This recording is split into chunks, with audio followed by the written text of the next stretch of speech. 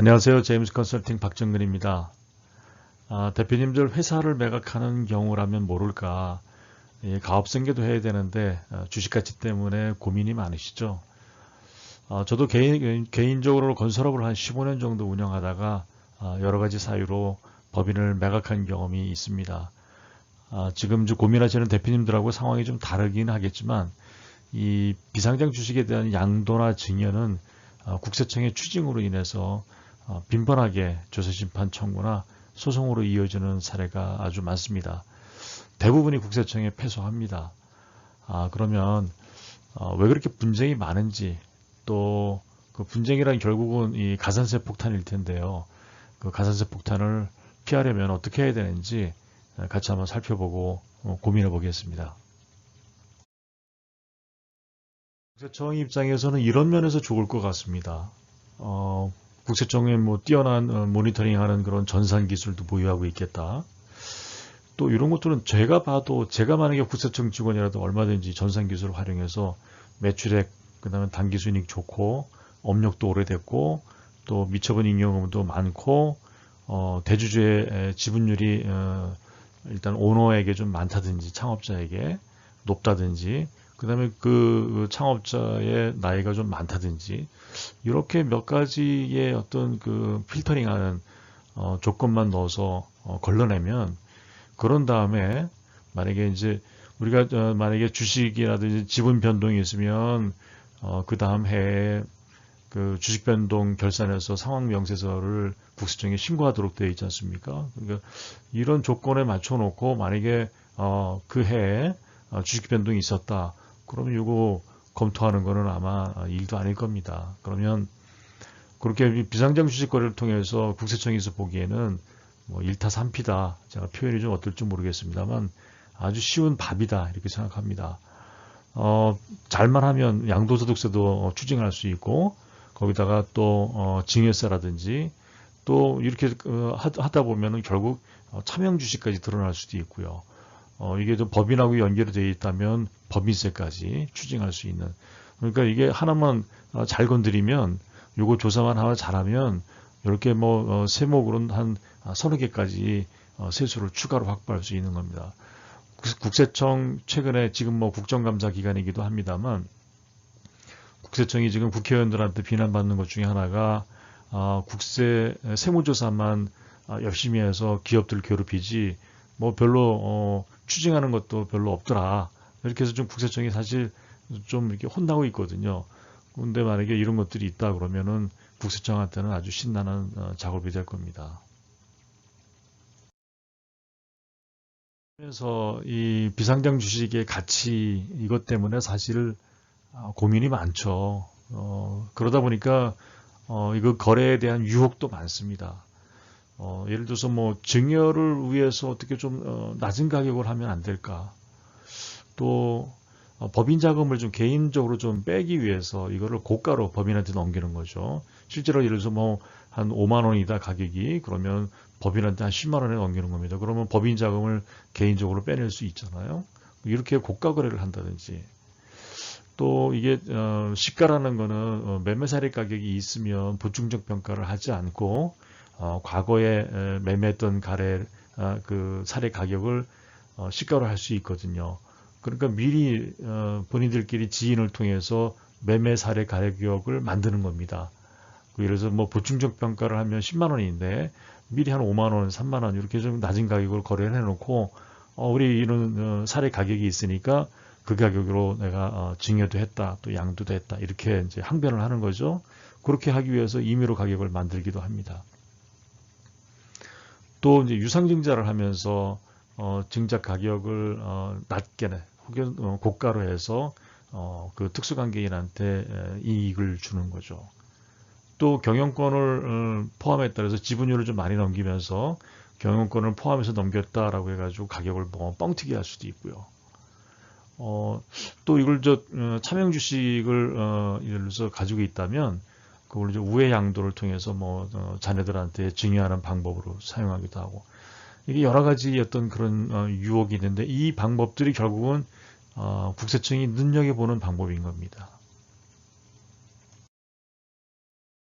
아시겠지만 비상장 주식 가치라는 게 사실 이게 국세청에서 만들어 놓은 과세용 평가 기준이거든요. 예전에는 이거 없을 때는 그냥 뭐 원하는 대로 뭐 액면가로만 거래를 하다 보니까 국세청에서 사실은 어떻게 제재를 못했는데 이게 이러다 보니까 안 되겠으니까 만들어 놓은 국세청용 과세용 평가 기준입니다. 그렇다고 해서 이게 뭐 10만 원, 20만 원 한다고 해서 시중에서 거래가 되는 시세도 아니고요. 회사를 매각할래도 그 매각 가치하고 그거하고 딱 그렇다고 해서 회사 가치가 그게 이 비상장 주식 가치하고 딱 맞는 것도 아니고 이게 자녀에게 물려줄 수 있는 부의 가치를 평가하는 것도 또 아니고요. 또 만약에 이제 유고시에 예를 들어 대주주가 이제 뭐 가지고 계시다가 이제 돌아가셨다. 그러면 상속세 재원으로 이거 안 받아줍니다. 이 국세청에서. 그 국세청은 세금 낼 때는 평가를 하지만 그 당신들이 평가한 방법대로 해서 이게 주식 가치가 100억이다, 200억이다 그러니 자 그럼 이걸로 세금 가져가라. 국세청은 안 받습니다. 이거. 국세청에서 상속세 재원으로 활용할 수도 있는 주식도 아닙니다. 이게 뭐 결국은 세금 문제고 이게 절세할 수 있는 최선의 방법은 어떻게 좀 낮춰가지고 사전에 증여할 수 있으면 증여해야 되는 거죠. 뭐 매각하는 게 아니라면. 시가는 이제 아까 말씀드린 대로 매매 사례 가격이 있으면 그 가격으로 하고 그게 없으면 보충적 평가 방법을 하는데 이 보충적 평가 방법이라는 게 바로 이 국세청에서 제시하고 있는 평가 방법이죠. 이게 좀 차명으로 가지고 있다면 이런 차명 주식이 바깥으로 이렇게 드러나는 계기도 되고요. 그리고 또 여차 잘못하면 이게 또 바로 나오는 게 아니기 때문에 몇 년 지나서 나온다 그러면 과소신고, 부정신고, 뭐 납부지원, 가산세 이런 폭탄이 될 수 있습니다. 국세청에서 통지개서가 날라오면 가산세는 반드시 포함된다 이렇게 보시면 되겠습니다. 네, 간단하고 뭐 대표적인 사례 하나 같이 볼까요? 뭐 간략하게 제가 내 요점만 적어놨습니다만 이제 법원까지 왔다는 거는 그 전에 조세심판원을 거쳐서 온 겁니다. 그러니까 이게 몇 번을 졌지만 끝까지 온 거예요. 이 이후에는 뭐 종결이 된 것 같습니다. 이 비상장 주식을 이제 지인한테 3만 5천 원에 팔았습니다. 그러니까 팔았으니까 주식 변동이 발생했고, 그러니까 세무서에 국세청이 결산하고서 통지를 했겠죠. 그러니까 국세청에서는 아까 말씀드린 대로 이렇게 늘 관리하고 있는 주식 회사인데 주식 변동이 있었네. 얼마 했나 하고 그 그 신고 내용을 보니까 3만 5천 원이었던 거죠. 국세청에서 이 가격은 이미 다 알고 있을 테니까 대략 평가하면. 근데 실제로 이제 증여하는 시점에 거래하는 시점에 가격을 평가해 봤더니 66만 원, 66만 7천 원이었던 겁니다. 그래서 이게 차액을 증여로 보고 증여세를 과세했는데 이제 원고가 하시는 말씀은 실제로 이 가격이 안 된다. 회사가 가치가 없다. 그럴 정도로 또 뭐 그 국세청에서 얘기하는데 좀 내가 낮게 줬다고 해서 내가 그 사람한테 낮게 줬다고 무슨 이익을 다시 무상으로 뭐 이렇게 돌려받거나 뭐 이전해 줄 이유가 없다. 그 정상적인 가격이다. 이렇게 이제 항변을 한 거죠. 그렇지만 이제 법원에서의 판단은 이게 이제 거래의 관행상 정당한 사유 이렇게 낮게 할 사유가 있느냐? 합리적인 경제인이라면 남이라면 만약에 이제 이거 회사를 팔려도 이렇게 3만 5천 원에 팔겠냐 헐값에 이게 5% 이게 불과 이제 시가의 5% 수준밖에 안 되거든요. 그러면 특별한 사정이 있음을 입증해 봐라. 입증해 봐라는데 뭐 이렇게 항변하는 것밖에 입증할 게 없었던 거죠. 또 거래 관행상 정당한 사유도 없다. 이렇게 할 만한 이유가 없다. 그렇게 법원에서 판단하니까 이게 뭐 그렇게 해서 양도소득세를 아꼈는지는 모르겠지만 결국은 이 차액만큼은 이게 부당행위 계산에도 문제가 있고요. 그냥 또 증여세 과세 대상도 됩니다. 그래서 추징을 당한 거죠. 최종적인 가격이야 뭐 주주들끼리 결정하셨겠지만 이런 그 계산해주고 또 신고까지 대행해주는 거는 세무법인에서 했는데 그 세무법인에서 분명히 그 주의를 줬을 텐데도 불구하고 그렇게 5%의 시가의 5% 수준으로 가격으로 거래를 한 유혹의 이면에 보면 그렇게 일단 세금 아끼는데 좀 현혹이 돼서 이렇게 나중에 항변하고 주장하면 될 것 같다 이렇게 생각이 드셨나 봐요. 그래서 이 증여를 보는 어떤 법의 그 판단 기준은 이게 이제 완전 포괄주의라고 합니다.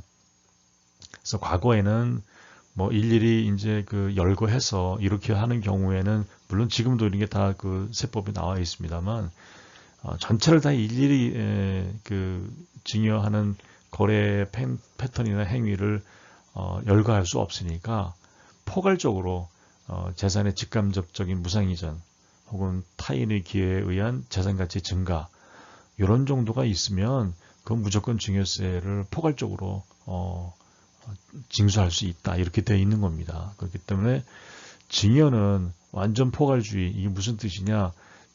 누군가 타인의 어떤 이게 이익이 무상으로 이전이 됐다 그러면 그건 무조건 증여세 과세 대상이다 이렇게 본다는 거죠. 점에서는 그렇게 저가나 고가 양도로 인해서 결국은 가산세 폭탄으로 들어오고 그게 만약에 자녀한테 간다면 그 자녀가 고액의 체납자가 될 수도 있습니다. 그래서 이 결국 비상장가치 주식가치 평가는 바꿀 수 없다면 그렇다면 준비를 하는 게 필요합니다. 이게 지금 이 평가하는 요소들의 비중인데요. 그러니까 순손익 가치가 전체 60, 순자산 가치가 40%입니다. 물론 이제 부동산이 많으면 이게 좀 바뀌긴 합니다만 통상적인 경우에 여기 6대 4거든요. 그렇다면 손익이야 영업을 일부러 뭐 안 해서 손익을 떨어뜨릴 수는 없지 않습니까? 그렇다면 비교적 상대적으로 자산 그 비중이 큰 순자산 같은 경우에는 뭐 부실채권이라든지 또 여러 가지 요인, 미처분 잉여금의 어떤 그 해소라든지 여러 가지 방법이 있을 수 있어요. 근데 한 3년 정도만 이렇게 준비를 하시고 실행을 하시면 예를 들어서 그 다음에 이제 가압승액 뭐 특례까지 적용을 한다 그러면 수십억의 세금을 아낄 수 있는 방법들이 얼마든지 있거든요. 꼭 시간 닥쳐서 부랴부랴 하려다가 좀 그 낭패 보지 마시고 이렇게 좀 3년 이상의 장기적인 플랜을 세워서 실행에 옮기시면 꼭 무리하지 않으셔도 된다. 이렇게 강조하고 싶습니다. 누누이 말씀드린 대로 증여세 납부자는 자녀입니다. 증여를 받는 수증자죠. 그래서 혹시 가업승계가 목적이시라면 그 자녀에게 보다 안전한 가업승계가 이루어질 수 있도록 전문가와 꼭 상의하시기 바라고요. 제임스 컨설팅에 의뢰하시면 친절하게 상담해 드리겠습니다. 감사합니다.